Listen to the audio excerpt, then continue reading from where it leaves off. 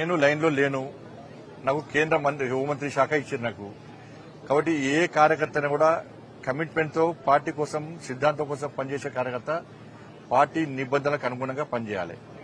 నాకు రాష్ట్ర అధ్యక్షుడు వస్తుందని చెప్పి సోషల్ మీడియాలో ప్రచారం చేసుకోను. నేను ఇప్పుడు వస్తుంది అప్పుడు వస్తుంది ఇప్పుడు చెప్పుకోను. నేను రావాలని కూడా కోరుకుంటాను. నేను ఎందుకంటే కేంద్ర మంత్రిగా హోంశాఖ సహాయ మంత్రిగా అమిత్ షా గారి నేతృత్వంలో సేవ చేసే అవకాశం నాకు వచ్చింది.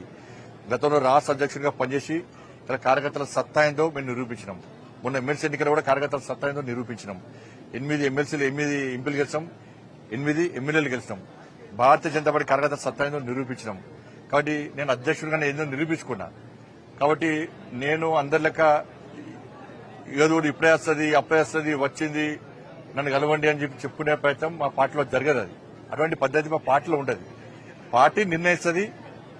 ఇంకొకటి చెప్తున్నా, సోషల్ మీడియాలో ఎవరి పేరు వస్తుందో, ఎవరి పేరు పెట్టుకుని తప్పుడు వాళ్ళు ప్రచారం చేసుకుంటారో వాళ్ళు ఎవరి పేర్లు ఉండవు. కేంద్ర నాయకత్వం చాలా సీరియస్గా ఉంటుంది. తప్పుడు ప్రచారాలు చేసుకుంటే వాళ్ళను నాకు వస్తుందని చెప్పుకుంటే తప్పవుతుంది. పార్టీ ఒక క్రమశిక్షణ పార్టీ, సిద్ధాంతం కోసం పనిచేసే పార్టీ. ఈ పార్టీని పదవిలకు అనుకో ఒక బాధ్యతకు అనుకుంటాం. జాతీయ నాయకత్వం ఏ నిర్ణయం తీసుకున్నా దానికి కట్టుబడి ఉండాల్సిన బాధ్యత, కమిట్మెంట్ తో పనిచేసేటువంటి జాతీయ భావాజాలం గల సిద్ధాంతం కోసం పనిచేసే కమిట్మెంట్ కార్యకర్తకు ఉంటుంది. ఇది గుర్తుంచుకోవాలి. అందరం కూడా కార్యకర్తలను కన్ఫ్యూజ్ చేయొద్దు, ప్రజలను కన్ఫ్యూజ్ చేయొద్దు, తప్పవుతుంది.